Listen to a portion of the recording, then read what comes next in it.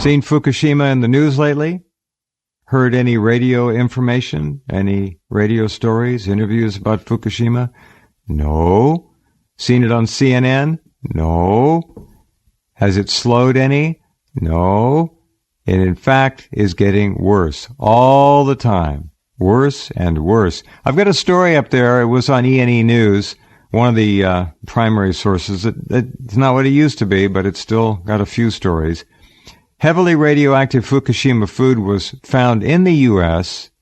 shortly after the disaster. No one here was told about it because the EPA says the levels were really far below anything we need to worry about. Of course, we know how they lied about everything. So that's one. You can see these stories right at the top center column. Fukushima remains the biggest catastrophe in recorded history. Japan is getting to be crazier. They're trying to force South Korea now to take their radioactive fish, which is kind of interesting. They are now saying that tritium, if it was recovered from the plant, Daiichi, could be used to propel automobiles. Talk about reaching for straws in the wind. It's wild. Take a look at the stories. Keep yourself up to date. No one else is going to do it. In the mainstream media, this story doesn't exist anymore. Yoichi, can you hear me all right? We barely got you this time. Yeah, I can hear you fine. Oh, good. Yeah, I can hear you fine on this side. Yeah, last week we had the satellites were down, I believe, because of those solar flares. Again, you read about the coming of the solar flares, but you probably didn't hear that. They probably shut down a lot of communication satellites to prevent damage to them. You'd think that they would make an announcement about that. You would think so. And I went to the phone companies, 2 phone companies, and they both didn't know what was going on. Yeah, no one knew. It was just, I guess there's not that many international customers. And big corporations, they use trunk lines. They use, they don't just rely on satellites. They have access to cables that run through Australia. But the normal, cheapo phone companies, they just rely on the quickie satellites. I see. They were apparently all shut down because I did try to call you from this side. Nothing happened. So there's a lot of stuff that's very important to people, that doesn't get in the news. Like Yahoo U.S. often goes down on this side because of the disturbances in space from the solar flares ejected from the sun.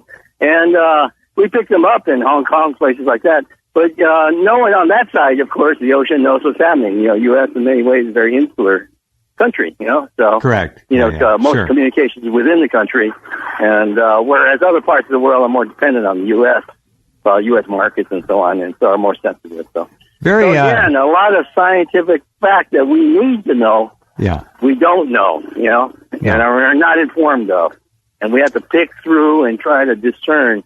Look at the science stories that no one really reads and try to figure out what happened. Yeah. As the Ebola case, and of course, it's Fukushima, this whole notion of, they just announced in very technical terms, let's say the Tokyo Electric Power Company, that they're removing part of the covering from reactor 1. Yeah. Now, reactor 1 is covered by the giant they're like squares. Of yeah, exactly. These vast, they're like these long pieces that stretch across and wrap the building. And they took one off the middle, opening up, let's say, one side in the top of the building, or 2 sides in the top of the building. Now, the purpose of the covering, if we recall, when they announced they were going to cover it, and we thought it was pretty crazy, was to contain the radioactive. Well, that's what we were told. We were led to believe that releases. They were going to keep all the gases and emissions inside. Exactly. Now they just, in like a 3-paragraph press release, tell us they removed the cover. Now, so we've seen a year's worth of buildup inside there released. Where did it go? Is that not a logical? Exactly. Exactly. It's over here by now.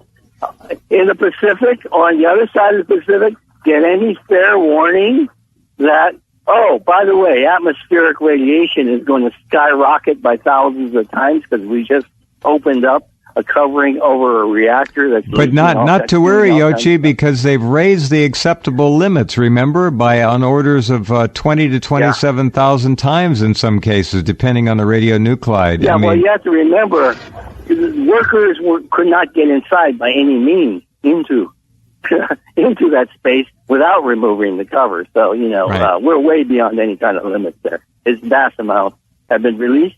No discussion on how much was in there, what levels were inside, pressurization inside there. None of that. The isotope content, nothing. So we are in a very, very bad position, I think, in terms of information-wise, of not getting, and unfortunately, the information we're getting, very, very bad. Yeah, we're not getting anything. Here's a story, Yoichi, and I've got it up there. A professor says Fukushima has destroyed our lives, and it can destroy history itself. It's very hard to imagine a future beyond Fukushima. It is so uncontainable. And the filmmakers said the meltdowns have opened up a fissure in time and space. The horror of radiation menaces the future is now in the present. And it just goes on and on. I mean, things, let me read a little bit what this guy says. His name is Anjalika Sagar.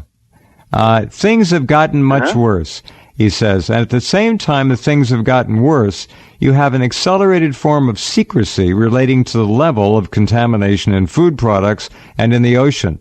We were interested in the politics of how disposable this population has now become. And that's very well said. Where the threat of earthquakes could possibly contaminate the whole of Japan, which has in fact happened. It could happen any day, any hour. Another guy said, we made a distinction between the nature of an accident and the nature of a catastrophe. The idea is that an accident is located in time and space. The earthquake and tsunami are a terrible, tragic instance, but they are accidents. The catastrophe is potentially unlimited in time and space.